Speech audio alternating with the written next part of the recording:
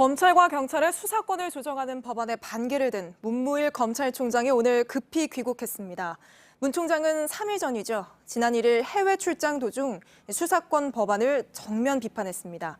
검찰총장으로서 우려를 금할 수 없다. 민주주의 원리에 반한다. 비판 수위도 높았는데요. 그 후 폭풍은 더 거셌습니다. 경찰은 바로 다음 날 수사권이 조정돼도 문제가 없다는 공식 입장을 내놨습니다. 청와대는 검사들의 집단 반발 사태로 번질 걸 우려해서인지 침묵을 지켰지만 대신 여당 원내대표가 정말 이해하기 어렵다며 강한 발언을 쏟아냈고 여기에 박상기 법무부 장관까지 겸손하라며 경고 수위를 높였습니다. 그리고 바로 오늘 문 총장은 귀국 일정을 앞당겨서 기자들 앞에 섰습니다. 검찰이 바뀌어야 한다는 건 동의한다고 밝혔지만 이 법안에 빈틈이 있다며 여전히 불씨를 남겼습니다. 먼저 오늘 문 총장 발언부터 보시고 법조팀 기자와 한 걸음 더 들어가 보겠습니다. 정혜성 기자입니다. 문무일 검찰총장이 당초 9일까지였던 해외 출장 일정을 중단하고 오늘 아침 귀국했습니다. 문 총장은 취재진 질문이 쏟아질 것을 예상한 듯 차분하게 답변했습니다. 먼저 기존 입장대로 검찰 개혁 취지에는 공감한다고 밝혔습니다. 저 또한 업무 수행 방식의 변화가 필요하다는 점을 동의하고 있습니다. 하지만 검경 수사권 조정 법안 내용에 대해선 비판적인 입장을 유지했습니다. 다만 항명, 조직 이기주의란 비판을 의식한 듯 국민 기본권을 내세웠습니다. 어떤 경우에도 국민의 기본권 보호에 빈틈이 생기는 경우가 없어야 한다고 생각하고 혼선이란 표현도 쓰며 우려를 드러냈습니다. 국가의 수사 권능 작용에 혼선이 발생하여서는 안 된다고 생각합니다. 향후 거취를 묻는 질문에는 다소 모호한 입장을 밝혔습니다. 자리에 연연하지 않습니다. 제가 공무원으로 근무하면서 자리를 탐한 적이 없습니다. 어제 박상기 법무부 장관이 검찰의 겸손한 자세를 요구한 것에 대해서는 옳은 말이고 나름의 사정이 있을 거라 생각한다고 답했습니다. JTBC 정혜성입니다. 네, 검찰 취재하고 있는 이가혁 기자와 오늘 검찰총장 발언 그 맥락을 좀 더 살펴보겠습니다. 네. 자, 이가혁 기자, 오늘 우선 공항 발언이 지난번 1일에 보낸 문자 메시지로 나타낸 입장문보다는 좀 수위가 낮아진 것 같아요. 네, 문무일 검찰총장은 지난 1일 문자 메시지 입장에서는 민주주의 원리에 반한다라는 표현을 썼습니다. 이게 좀 특히 정치권을 중심으로 좀 센 표현 아니냐 이런 지적이 나왔습니다. 그런데 오늘은 그 정도는 아니었습니다. 또 앞서 리포트에서 보셨듯이 어제 박상기 법무장관이 일종의 경고성 발언을 내놨거든요. 이에 대해서도 옳은 말씀이다. 또 나름 사정이 있었을 것이다 라면서 좀 수용하는 듯한 말을 했습니다. 하지만 중요한 건 이 부분입니다. 오늘도 수사권 조정 법안 내용에 대해서는 받아들이기 어렵다는 입장을 그대로 유지했다는 게 오늘 중요한 발언입니다. 네, 사실 우리 국민 입장에서는 이 법안에 허점은 없는지, 만약에 허점이 있다면 그걸 앞으로 어떻게 또 보완해 나갈 것인지 이게 중요할 텐데 그러면 여러 이야기를 들어보는 것도 필요할 것 같습니다. 검찰이 주장하는 건 뭡니까? 오늘 국민 기본권 보호에 빈틈이 생기면 안 된다 이 말을 반복했습니다. 네. 바로 여기에 방점이 찍혀 있다고 볼 수 있습니다. 검찰의 입장을 좀 정리된 걸 보시면요. 지금까지 검찰의 입장은 이렇습니다.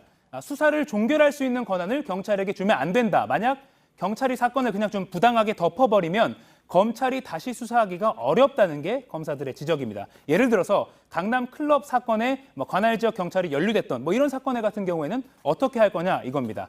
또 경찰이 과거에 부작용이 많이 있었던 정보 수집 활동을 이번 정부 들어서는 좀 줄이긴 했어도 여전히 하고 있고 또 이런 상황에서 검사가 경찰 수사를 지휘하지도 못하면 사실상 경찰 수사는 아무런 통제도 받지 못한다. 이런 게 그리고 결국 피해는 국민이 보게 될 것이다. 이게 검찰의 주장입니다.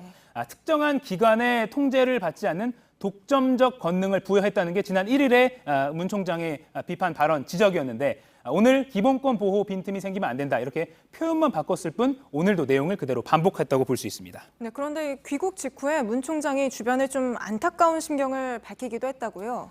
그렇습니다. 귀국 후에 문 총장이 검찰의 업보가 크고도 깊은가 보다 이런 말을 주변 인사에게 전했다고 합니다. 또 취지와 완전히 어긋난 내용으로 나가니까 참으로 안타깝다 이런 심경을 밝혔다고도 하는데요.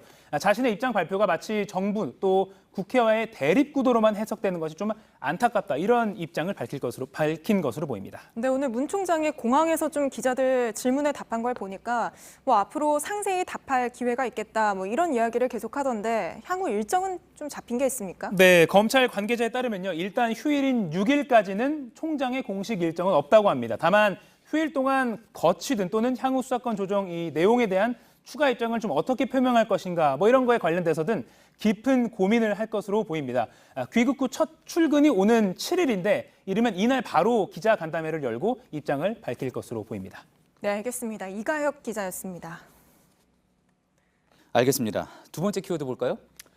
자, 두 번째 키워드 바로 보겠습니다. 문무일의 엔드게임. 예, 앞서도 보도를 해드렸는데 유명 영화에 묻어가는 키워드 같은 느낌입니다. 어떤 내용입니까? 네, 일단 지금 문 총장 문제가 상당히 좀 시끄럽고 있는데 문 총장이 사실은 처음부터 검경 수사권 조정에 좀 소극적이었던 게 아니냐라는 식의 얘기가 나오고 있습니다. 예. 자, 대표적으로 지난 2017년 7월이었죠. 문재인 정부 출범 이후에 첫 검찰총장으로서 임명장을 받을 당시에 그 자리에서 시를 읊어서 화제가 됐습니다. 그때 무슨 이야기를 했었냐면 뭐 대만의 중국의 한시였는데요. 자, 하늘에 대해서 누에는 하늘이 따뜻하길 바라지만 보리는 춥기를 바란다. 집을 나선 나그네는 맑기를 바라지만 농부는 또 비가 오길 바란다. 하지만 뽕잎을 따는 아낙네는 흐린 날씨를 바란다.